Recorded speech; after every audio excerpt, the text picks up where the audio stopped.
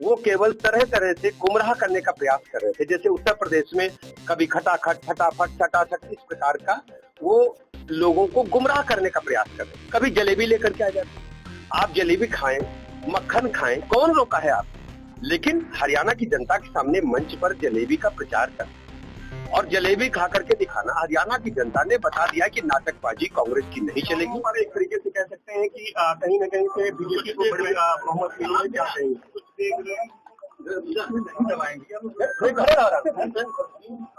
हरियाणा चुनाव में भारतीय जनता पार्टी ने हरियाणा की जनता के आशीर्वाद से प्रचंड बहुमत के साथ विजयश्री हासिल की।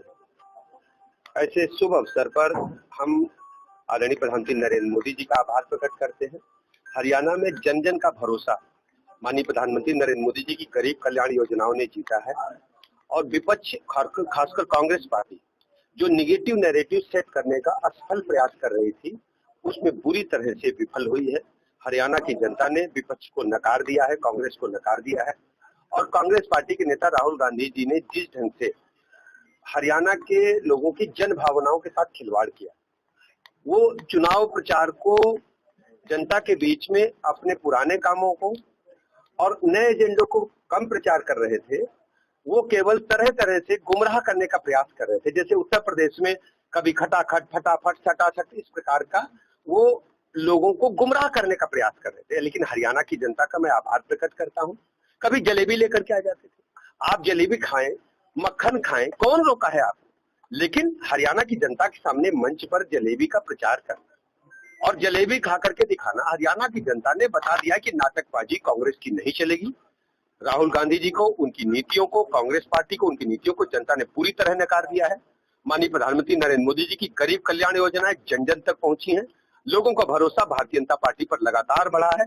हरियाणा में तीसरे बार प्रचंड बहुमत से भारतीय जनता पार्टी की सरकार बनने जा रही है। देखिए, जब ये जीतते हैं तो अच्छे हैं और जब हारते हैं तो तरह तरह का अपना जो दायित्व है, जनता ने जो इन्हें नकारा है, उसका निर्वहन करने के बजाय वो तरह तरह के आरोप लगाते हैं। जनता अच्छी तरह इनके नाटक को समझती है।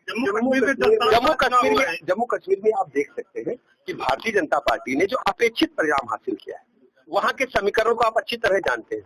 लेकिन भारतीय जनता पार्टी ने जनता का भरोसा जम्मू कश्मीर राज्य में भी जीतने का काम किया। और किसानों के नाम पर कांग्रेस पार्टी, देखिए, कांग्रेस पार्टी सिर्फ नाटक कर रही थी, ना वो किसानों के साथ है, न खिलाड़ियों के साथ है। आप सोचिए, इस देश में पहले भी ओलंपिक खेलों में हमारे खिलाड़ी भाग लेने जाते थे, एशियाड में जाते थे, कॉमनवेल्थ गेम्स जाते थे, अन्य अंतर्राष्ट्रीय प्रतियोगिताओं में जाते थे। लेकिन माननीय प्रधानमंत्री नरेंद्र मोदी जी से पहले क्या खिलाड़ियों को इतना सम्मान कभी मिला है? खेल विभाग के बजट को लगभग दोगुने से अधिक करने का काम माननीय मोदी जी ने किया है।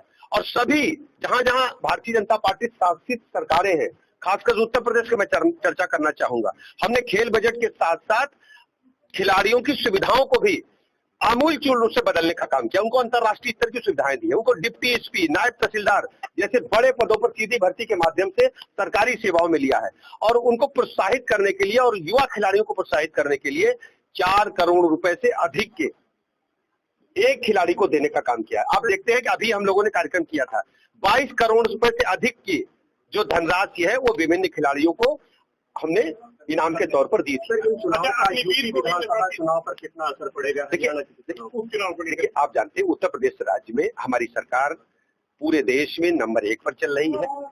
लॉ एंड ऑर्डर पूरे देश में उत्तर प्रदेश में नंबर 1 पर है। हम 10 की 10 सीटें जीतेंगे।